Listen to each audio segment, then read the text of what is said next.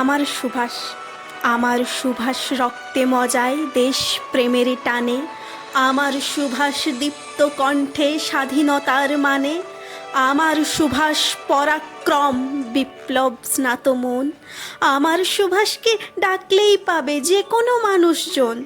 আমার সুভাষ জেগে ওঠো অন্যায় প্রতিবাদে, আমার সুভাষ শীত দাঁড়ায় অনন্যতার স্বাদে, আমার সুভাষ চেতনা জ্ঞানে মানুষের কাজে কাজে, আমার সুভাষ আগুন ঝরায় অসৎ কর্মের মাঝে, আমার সুভাষ সবার হোক জীবিত থাকুক প্রাণে, জীবন আদর্শের মন্ত্র দিক ভারতবাসীর কানে।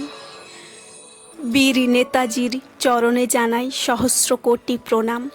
আর এই কবিতাটি লিখেছেন আমার দাদা শ্রী কল্যাণ চৌধুরী। শোনার জন্য অনেক ধন্যবাদ, সঙ্গে থাকবেন।